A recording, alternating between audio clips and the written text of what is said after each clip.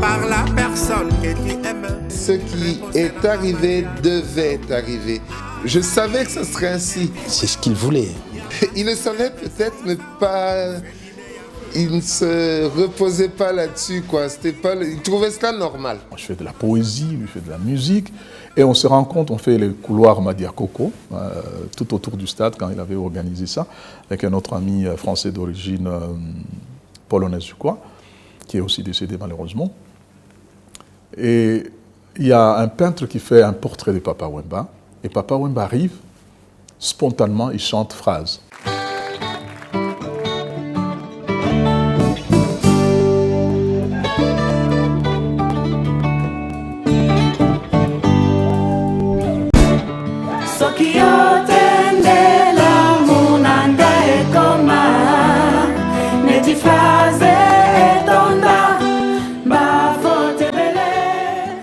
Célèbre chanson qui dédie à Maman Amazon.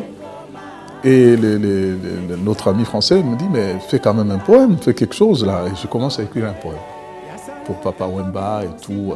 Sauf qu'il le termine plus vite que moi, je n'arrive à finir mon poème. Il a pratiquement réuni sur une grande catégorie de la musique congolaise.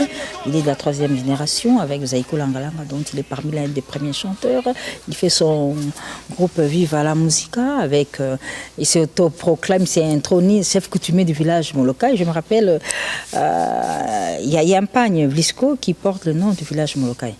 C'est, je crois, la création de son groupe, parce que moi, ma mère m'a dit, c'est quand elle était enceinte de son dernier enfant, qu'on lui a appris qu'il y a un village Molokai, avec des ndek et tout ça. Elle est même sortie de la maternité avec ce pagne-là. Hein, et l'année prochaine, ce pagne-là va totaliser 40 ans d'existence. Ça a porté le nom. Aujourd'hui, quand tu vas au marché, tu donnes village Molokai, c'est ce pagne-là qu'on te donne.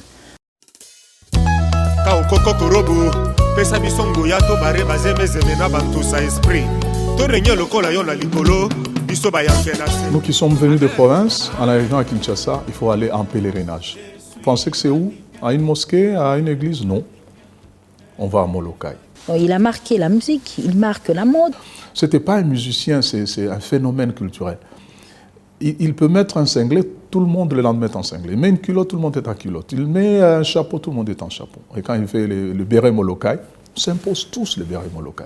On ne peut pas parler de Papa Wemba sans la mode, la sapologie avec la société des ambiations de personnes élégantes. Il a changé autant de choses.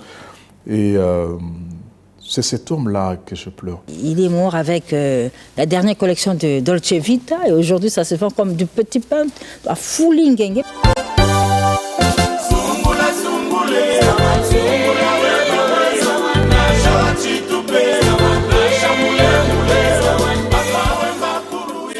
De par le pays, de par le monde, l'Afrique, vous allez moi à Molokai, être quelqu'un de Molokai, il faut être villageois de Molokai. À Lubango, il était tout jeune. Un jour viendra et elle est déjà venue où les morts entendront parler de Papa Wemba, le chef contre. Il a dit au stade, hein, il avait quel âge? Une vingtaine d'années. C'était à l'époque du maréchal Mobutu qui était tout surpris de l'entendre dire cela. C'était sa chanson Bokulaka. Où il dit l'heure vient, et elle est déjà venue, où les morts entendront la voix de Papa Wemba et ceux qui l'auront entendu vivront. Très tôt le matin, j'ai été réveillé par des amis qui m'ont annoncé la nouvelle. Qu'est-ce qui se passe? Qu'est-ce qui s'est passé à Abidjan? Il y avait déjà des rumeurs sur un mois, on a tout raconté. C'était lui.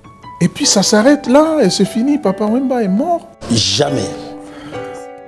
L'homme, l'ami, le frère. Et l'absence, le vide, hein, que cela... Avec Papa Wemba, ouais, c'est... je crois que le choc, hein, ce qui me fait un traumatisme et qui crée une situation de cauchemar la nuit, ce sont les images.